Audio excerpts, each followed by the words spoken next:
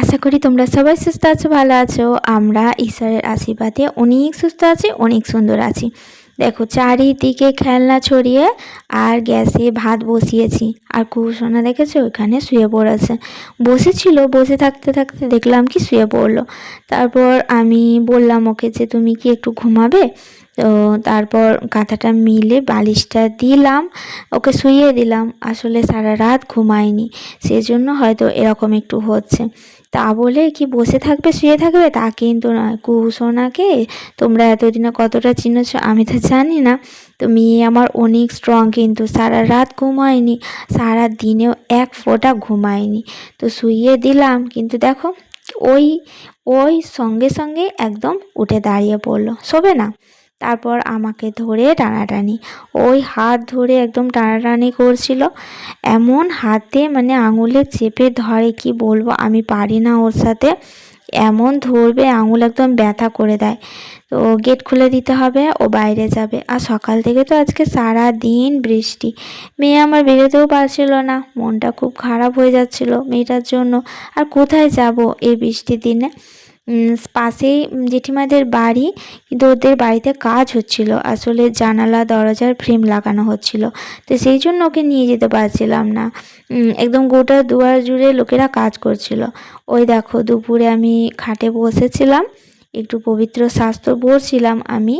ও তো শোবে না, সেই একবার মায়ের কাছে যাচ্ছে, একবার আমার কাছে আসছে। দেখো মেয়েটার আমার কি কষ্ট বলো। দেখে কষ্টও হয়, কিন্তু কি করব আমি, কিছু করারও নেই। আর আমি দেখো খাটে বসে বসে ওকে দেখছিলাম যে কি করে, দেখি। কিছুক্ষণ ওইভাবে ঘোরাঘুরির পর চুপ করে গিয়েছিল, কিন্তু আর কিছু করতে হয়নি। যাই হোক, এইভাবেই চুপচাপ বসে বসে দেখি যে কি করে আর কতক্ষণে ও চুপ করে। তো কুসুনার দুষ্টুমিটা দেখলে তো, ওই কান্নাকাটি করছে, জেঠিমাদের বাড়ি নিয়ে যেতে হবে। সারাদিন তো বৃষ্টি হচ্ছে বাইরে, আর খাওয়া দাওয়া অনেকক্ষণ আগেই হয়ে গেছে। তো এখন কোথায় যাব ওকে নিয়ে ঘুরতে। আর এখন ওরা চুপ করে গেছে, শান্ত হয়ে গেছে। ওই ঘরে ওরা তিনজনে টিভি দেখছে, মায়ের কাছে শুয়ে পড়েছে। তো আমি তো একটু বাইবেল পড়ছি এখন, তখন তো পড়তে পারছিলাম না। ও তো ওইভাবে কান্নাকাটি করছিল, ঘুরছিল। তো বিছানাতেই বসেছিলাম, নামিনি কিন্তু। তো এখন একটু পড়ি বাইবেলটা। তো চলো, তো আবার ক্যামেরাটা অন করলাম। একটা কথা খুব মানে শেয়ার করতে ইচ্ছা করছে তোমাদের সাথে। তো তোমরা যারা ভিডিও দেখো, তোমাদের কি কারো মনে হয় যে আমি নিজে থেকে মানে আমি নিজে নিজে খ্রিস্টতে এসেছি, মানে আমি নিজে ইচ্ছা করেই মণ্ডলী যাচ্ছি, বা প্রথম দিন থেকে যাচ্ছি। তো তোমাদেরকে বলি এইটা, এই লাইনটা দ্বারা আমি কি বুঝতে পেরেছি। আর তাছাড়া ওখানে মণ্ডলীতে গিয়েও শিখেছি এটা। দেখো এখানে লেখা আছে যে কারণ তিনি জগৎপত্তনের পূর্বে খ্রিস্টে আমাদিগকে মনোনীত করিয়াছিলেন। বলছে তিনি আমাদেরকে মনোনীত করে রেখেছিলেন, মানে আমি যে খ্রিস্টে যাব, বা আমি যে প্রভু গুরু যিশুকে গুরু বলে স্বীকার করব, তিনি আগে থেকে আমাকে মনোনীত করে রেখেছেন। তো এটাই এখানে বোঝাচ্ছে, যেন আমরা তাহার সাক্ষাতে প্রেমে পবিত্র ও নিষ্কলঙ্ক হই।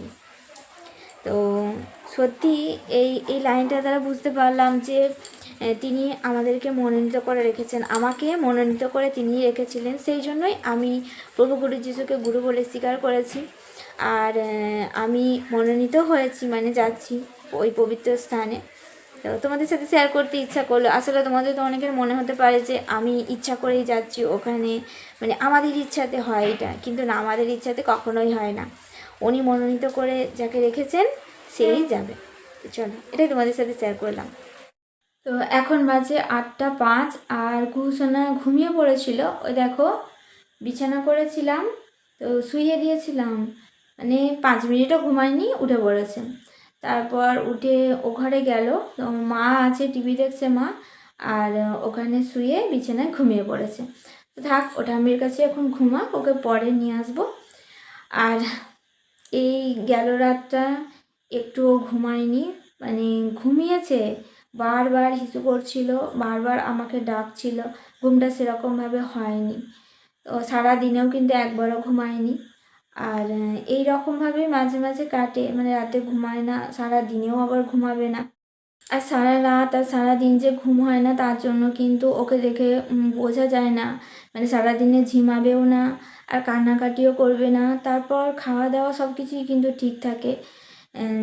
জানি না কি করে এসব হয়, সবই প্রভুর আশীর্বাদ। আর প্রভু হয়তো ওকে শক্তি জুগিয়ে দেয় যে কোনো রকম কষ্ট যাতে না হয়।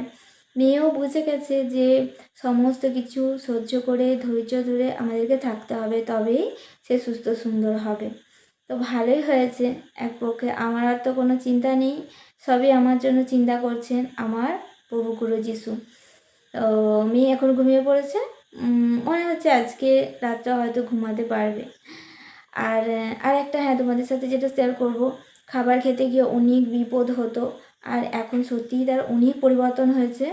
কারণ কুহুসোনা আগে যখন খাবার খেত না, তখন খুব বেশি বেশি করে মানে মুখে কেটে নিত, দাঁতে করে কেটে নিত। যেগুলো হয়তো কোনো খাবার দিলাম, একটা শশা দিলাম হয়তো, এতটাই বেশি পরিমাণে ও দাঁতে করে কেটে নিত, আর সেটা মানে 2 থেকে 3 বার চেবাবে আর তারপরে গিলে নিত। মানে ভেবে দেখো, একটা বড় টুকরো যদি মানে মাত্র সেটা 2-3 বার চেবায়, সেটা তো আর ভালো করে পেস্ট হচ্ছে না, তখন গলায় আটকে যেত। এরকম অনেকবার হয়েছে আগে। আর আমি ছাড়া কেউ মানে গলার ভেতর থেকে বের করতে পারতো না। এমনকি ডিম খেতে গিয়ে ডিমের সাদা অংশটা অনেকটা মানে বেশি কেটে নিলে গলার মধ্যে গিয়ে এবার মানে কি না বের করতে পারছে না ঘিরতে পারছে, এরকম পরিস্থিতি অনেকবার হয়েছে।